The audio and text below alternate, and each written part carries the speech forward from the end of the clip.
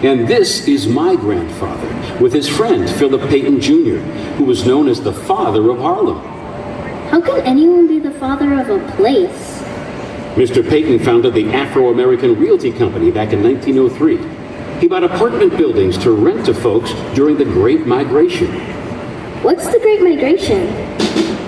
In the early 1900s, the children and grandchildren of former slaves moved to northern cities to get better educations and jobs. Mr. Payton helped make Harlem the social and cultural center of Black America. Oh, and here's a picture of my great-uncle Joe in his uniform. He was in an all-black fighting unit called the Harlem Hellfighters.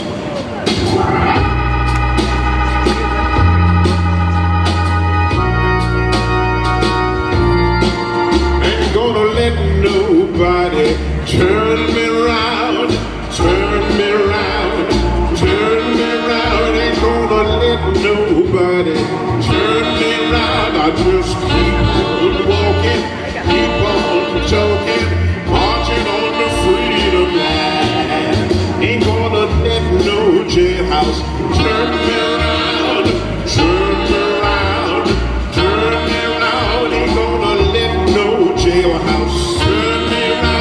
Just keep on walking, keep on jogging, marching on the freedom line. Ain't gonna let segregation turn me around, turn me around, turn me around. Ain't gonna let segregation turn me around. I just keep on walking, keep on jogging, marching on the freedom line.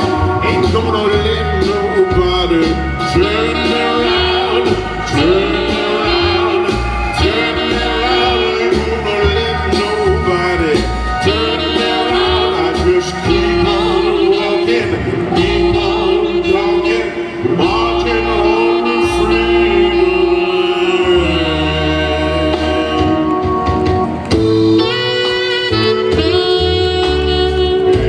Fires of Harlem, fight Jim Crow over there, fight a war over there.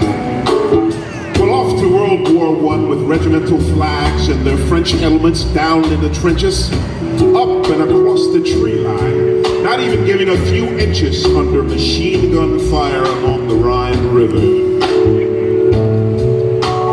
But when all was said and done, they had legions of honor, brass shining in the air, heroes who cared, men who dared, fight Jim Crow over there, fight a war over there.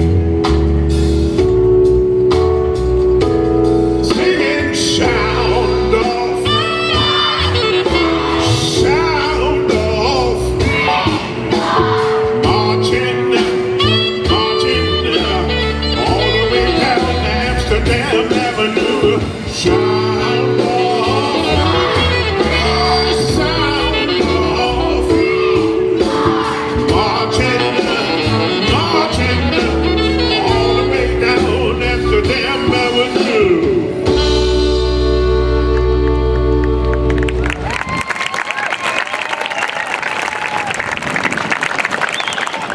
The Harlem Renaissance began with people working together to make their lives better.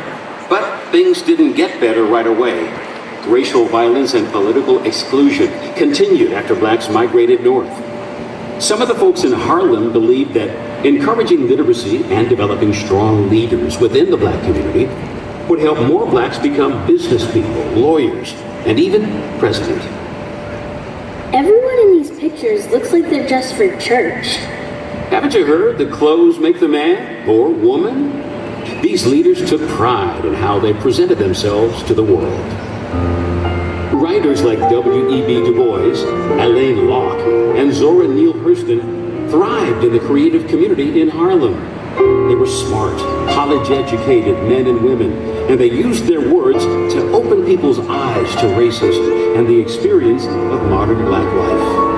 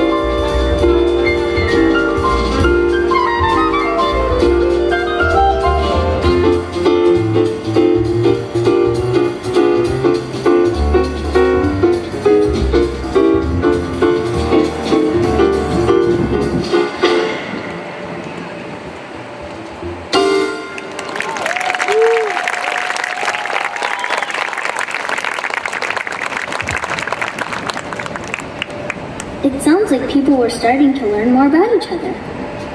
Hey, wait a minute. What's going on in this picture? They're dancing the Charleston. You know, the Macarena of the 1920s. Grandpa, these days it's the floss. Oh, right. Well, see if you can do this.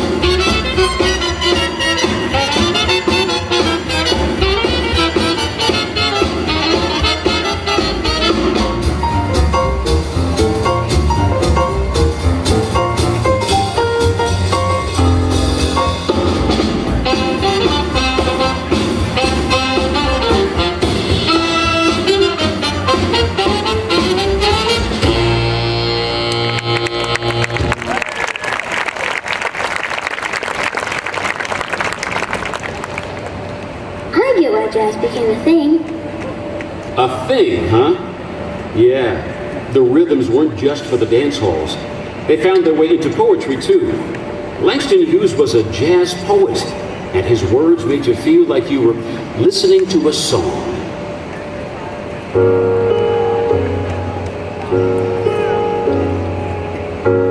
Droning a drowsy, syncopated tune, rocking back and forth to a mellow croon, I heard a Negro play. Down on Lenox Avenue the other night, by the pale, dull pallor of an old gas light, he did a lazy sway, he did a lazy sway, to the tune of those weary blues.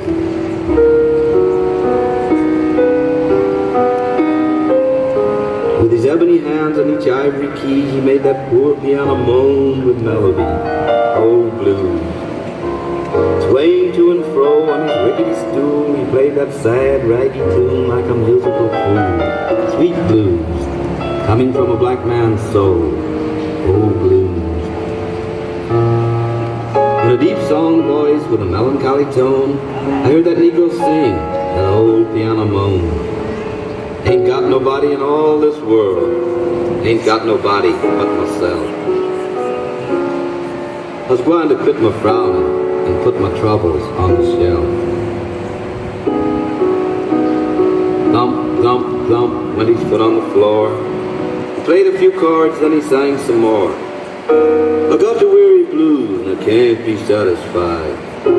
Got the weary blues and can't be satisfied. I ain't happy no more, and I wish that I had died. Far into the night he crooned that tune. The stars went out, and so did the moon. The singer stopped playing and went to bed, while the weary blues echoed through his head. He slept like a rock, or a man that's dead.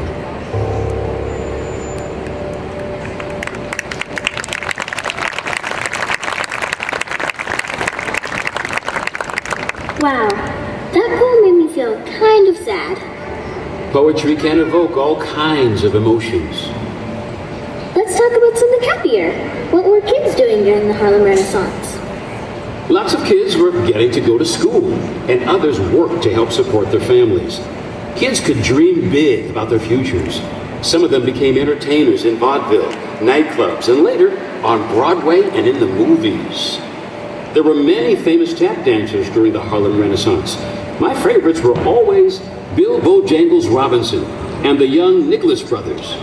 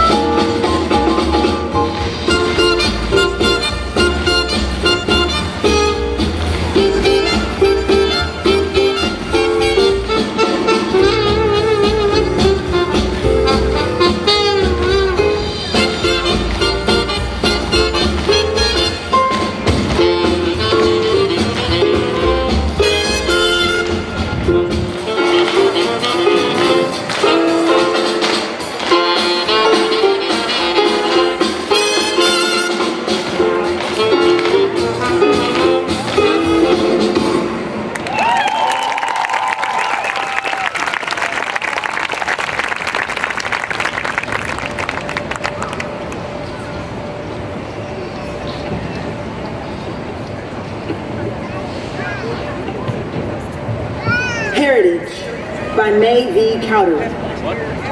It is a blessed heritage, to wear pain, a bright smile on our lips. Our dark fathers gave us the gift of shedding song in a song.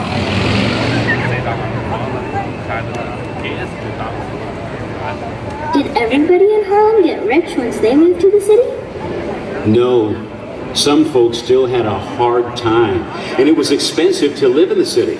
But when somebody was short on their rent money, they had a party, a rent party. Here's an invitation to a rent party my grandfather saved. Rent party? Sure. People would pay admission to go to a party in somebody's apartment. They had dancing, food, and drinks, and together the community would help out someone in need. Have a new expression along old Harlem way. It tells you where the party is 10 times more than gay. To say the joint is jumping leaves not a single clue that everything is in full swing when you hear somebody shout. This joint is jumping, it's really jumping.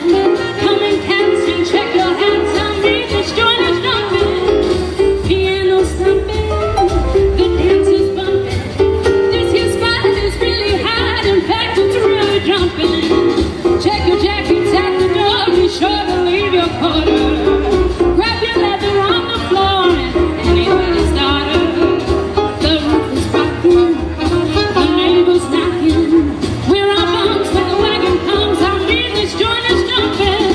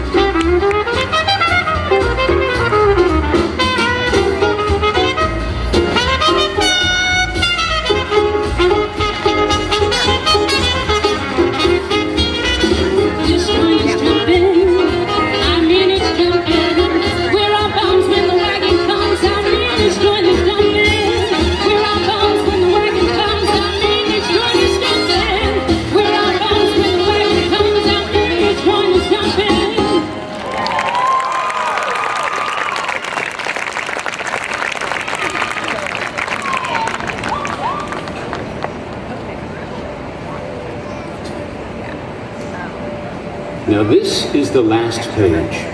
Here's my grandpa outside the Savoy Ballroom. Who's that lady with him? My grandma. Lots of people worked in factories, and for the first time, they had a little extra money to spend during their free time in the evenings and on weekends. They would go out to amusement parks, theaters, and clubs where they loved to dance. The Savoy Ballroom was called the heartbeat of Harlem. People came from all over New York. Black, white, brown. It didn't matter where you were from. Everybody was welcome. Savoy, oh sweet romance. Savoy, brings you happiness. Savoy gives happy feet a chance to dance. How my heart is singing while the band is swinging. Never tired of romping and stomping with you at the Savoy. Joy, a perfect holiday. Savoy, where we can glide and sway. Savoy, then let me stomp away with you.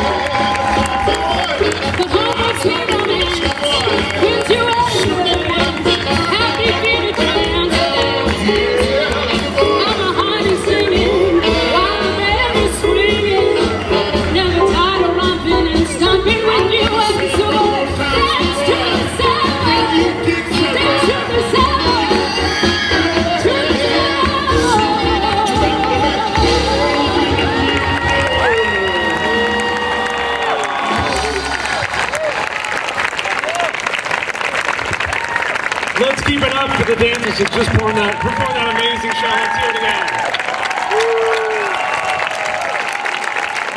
We will see you guys in May at the Davidson Theater right over here for this show, but an hour-long version.